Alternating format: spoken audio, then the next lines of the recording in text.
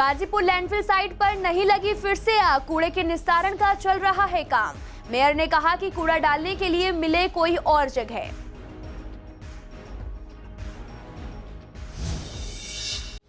गाजीपुर कूड़े के पहाड़ पर राजनीति जारी, कांग्रेस पार्टी ने कहा एमसीडी को केमिकल या पानी का करना चाहिए छिड़काव। बीजेपी ने कहा कूड़े के पहाड़ की ऊंचाई हो रही कम। आप नेता ने भी कहा गौतम गंभीर ने काम सिर्फ किया कागजों में। सरकारी स्कूलों में एडमिशन के लिए दौड़ शुरू, एडमिशन प्रक्रिया चलेगी 11 से 2 मई तक। एडमिशन के लिए बच्चे का आधार कार्ड होना जरूरी।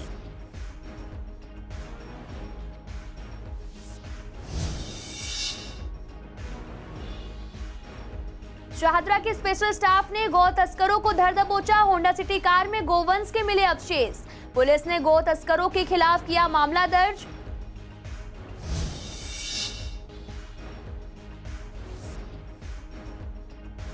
अठारह से ज्यादा साल के लोगों को बूस्टर डोज लगनी शुरू, डॉक्टर्स ने कहा कि लोग कम ले रहे बूस्टर डोज, आने वाले दिनों में बढ़ सकती है संख्या।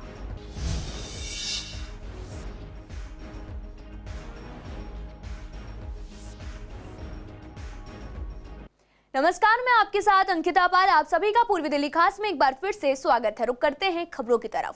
पूर्वी दिल्ली की गाजीपुर लैंडफिल साइट पर फिर से आग लगने की खबर मिली थी, लेकिन लैंडफिल साइट पर कूड़े के निस्तारण का काम चल रहा है। इसी पर मेयर श्याम सुंदर अग्रवाल का कहना है कि पिछले दिनों आग लगी थी, लेकिन मुस्तैदी से अधिकारियों ने काम किया और बड़ा हादसा होने से बचा है।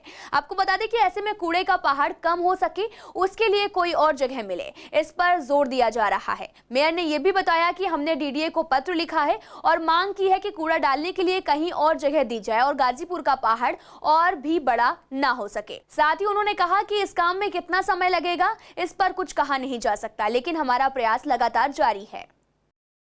गाजीपुर लैंडफिल साइड पे कूड़ा निस्तारण काम तेजी से चल रहा है और जैसा कि आपको मालूम है आजकल गर्मी बहुत पड़ रही है। छोटी मोटी आग लगने की दुर्घटनाएं हो जाते हैं, पिछले दिनों एक दुर्घटना हुई थी, लेकिन मैं अपने अधिकारियों को बहुत बहुत धन्यवाद देना चाहूँगा कि एकदम मुस्तैद है, कोई आग की घटना ना हो, यदि लग जाए तो तुरंत काबू पाना, इस काम में निरंतर लगे हुए हैं। और हम लोग गाजीपुर लैंडफिल साइड के अलावा चाहते हैं हमें एक साइड और मिल जाए ताकि आसानी से गाजीपुर लैंडफिल साइड को ख़त्म किया जा सके, क्योंकि जब तक हमें एक अल्टरनेट नहीं मिलेगा तब तक इसको निस्तारण करने में दिक्कत आने वाली है।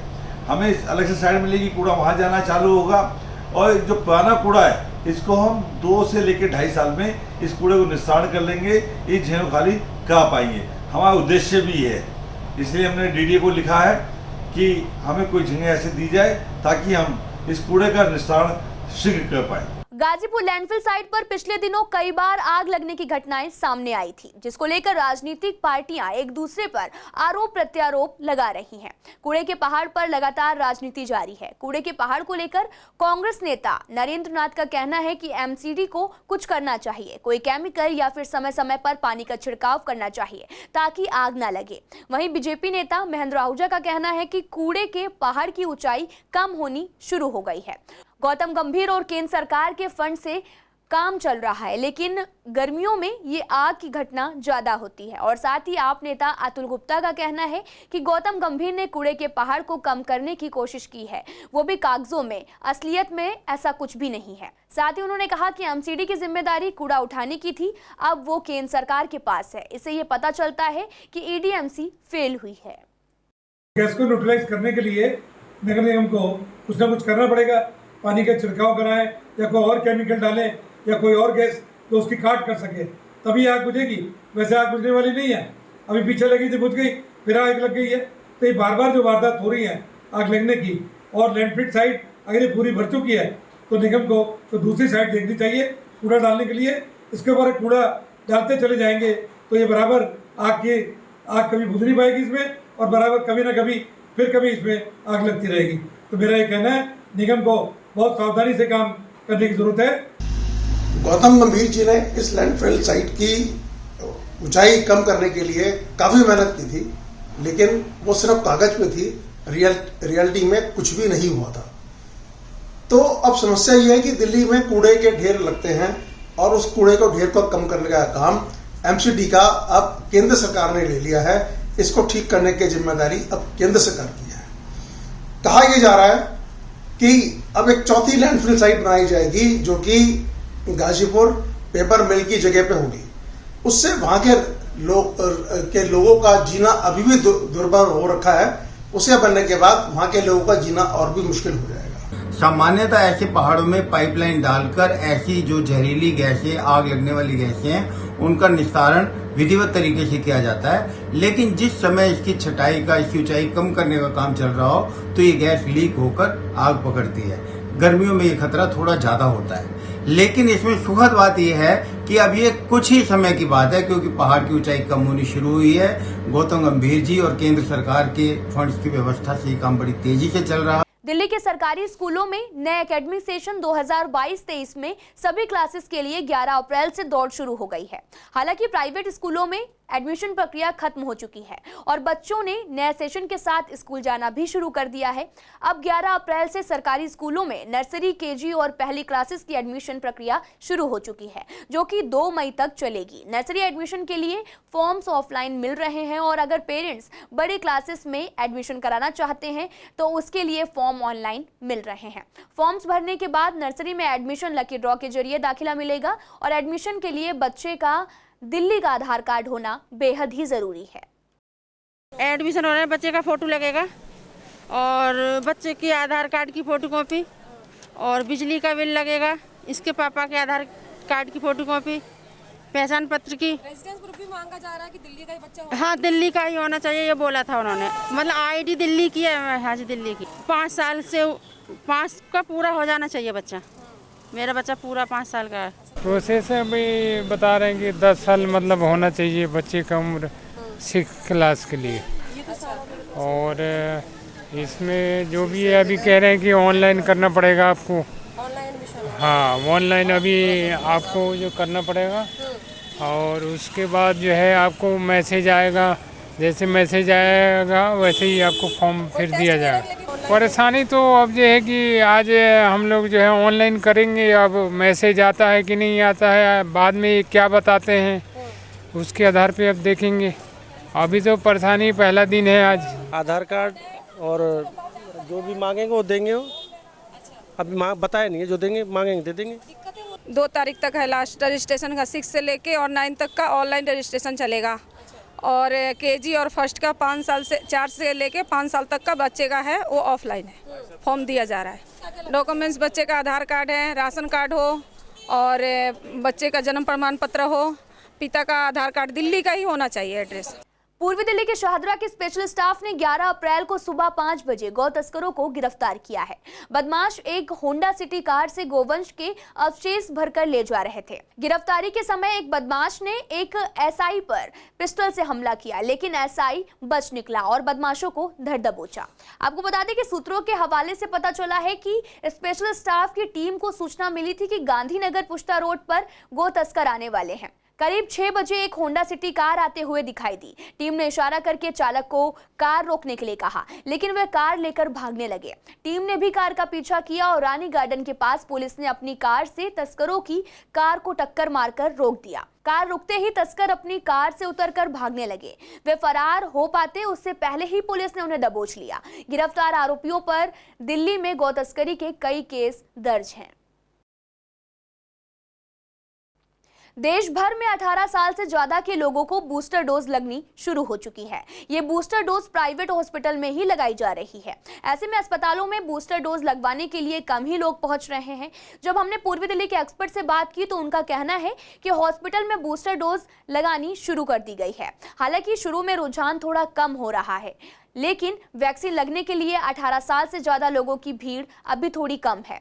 लेकिन डॉक्टर्स ने आशंका जताई है कि आने वाले समय में भीड़ बढ़ सकती है। प्राइवेट अस्पतालों में वैक्सीन चार्ज 225 रुपए है और वैक्सीन लगाने की 150 रुपए चार्ज किया जा रहा है। 4 दिन पहले भारत सरकार ने अनाउंस किया कि 18 प्लस के जितने भी वयस्क भारतवर्ष के अंदर हैं उनको सबको प्रिकॉशनरी डोज या बूस्टर डोज जिसको कहते हैं वो लगनी अलाउ कर दी। पहले 2 दिन कन्फ्यूजन रहा रेट के ऊपर कि भाई कोविशील्ड है फॉर एग्जांपल किसी के पास और उसने 630 रुपए की मार्केट से खरीदी है, सरकार से खरीदी है या सीरम इंस्टीट्यूट से खरीदी है, और उसका अगर 380 में लगाना पड़ता तो बड़ी मुश्किल होती। लेकिन सरकार के पहल से ही और सीरम इंस्टीट्यूट और जो दूसरी कंपनी है कोवैक्सीन वाली, उन दोनों ने कल अनाउंस किया कि जो डिफरेंस होगा अमाउंट का, उसके अमाउंट की आपको वैक्सीन और दे दी जाएगी। यानी 630 के बदले में अगर 225 की अब आ रही है तो जो डिफरेंस है पर डोज, वो आपको उतनी डोज फालतू सप्लाई कर दी जाएगी। तो उस नाते, क्योंकि ये केवल प्राइवेट हॉस्पिटल में अभी शुरू है, तो जब प्राइवेट हॉस्पिटल में केवल शुरू है तो उसके हिसाब से ये डिफरेंस दिलवाना जरूरी था।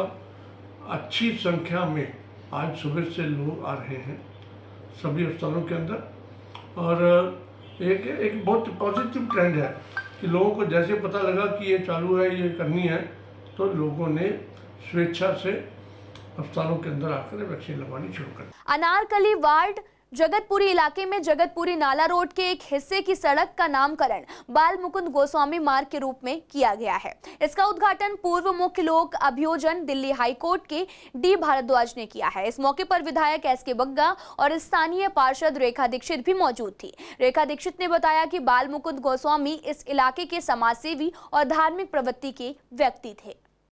स्कूलों के नए सत्र की शुरुआत हो चुकी है और स्कूलों को सभी क्लासेस के लिए खोल दिया गया है। ऐसे में स्कूलों की छुट्टी के समय सड़कों पर जाम लगता है, जिससे लोगों को काफी परेशानी होती है। आपको बता दें कि पूर्वी दिल्ली के कृष्णानगर के स्कूल के बाहर हमारे संवाददाताओं ने जायजा लिया तो देखा कि स्कूलों की छुट्टी के समय बसों की वजह से काफी जाम लगता है, जिससे पूरी सड़क ब्लॉक हो जाती है। वहीं राम विहार में भी स्कूली बच्चे साइकिलों से घर जाते हैं और जहां उन्हें जाम का सामना करना पड़ता है। ऐसे ही कुछ स्थिति झिलमिल के स्कूल के बाहर भी देखने को मिली, जहां ई रिक्शा और बसों के कारण जाम लगता है, जिससे कि गर्मी में जाम से लोगों को जूझना पड़ता है।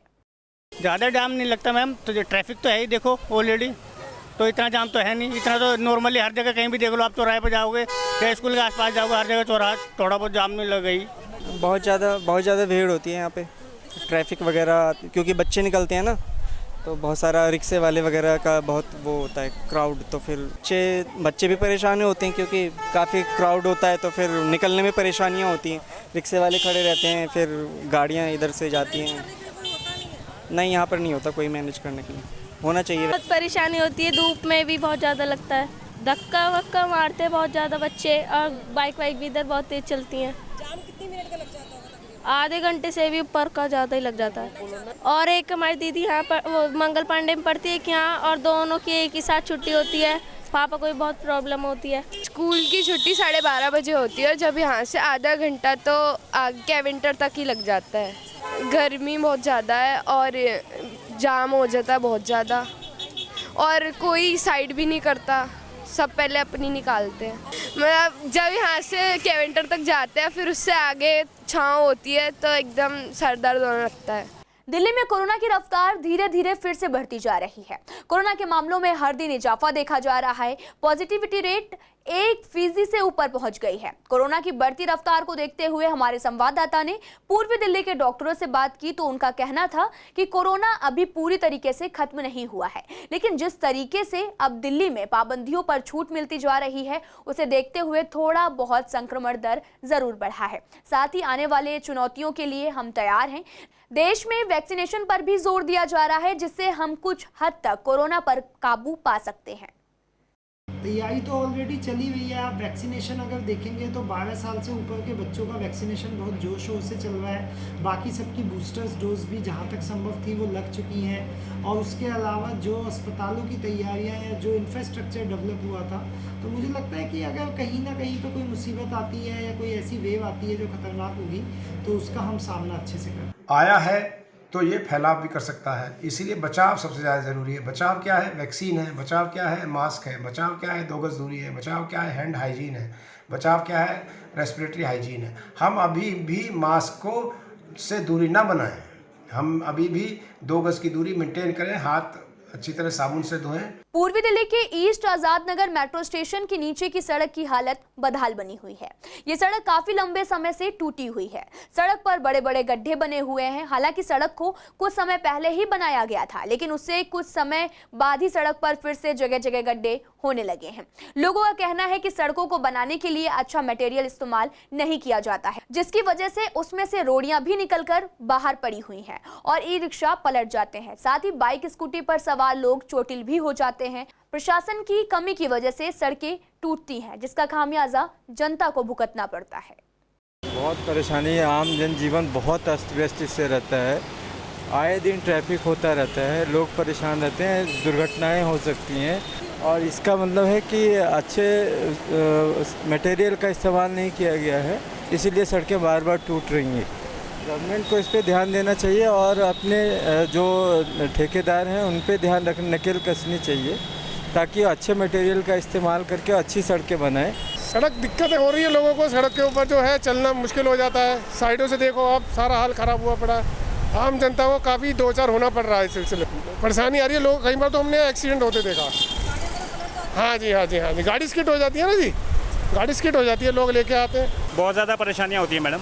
अगर काम आदमी अपना ठीक से करे तो कम से कम मेरे हिसाब से ऐसी परेशानियाँ नहीं होंगी। मैडम माल अगर ठीक लगाते तो ये समस्याएं आती नहीं। फिलहाल पूर्वी दिल्ली खास में आज के लिए इतना ही। तमाम खबरों के लिए आप देखते रहिए CCN लाइव।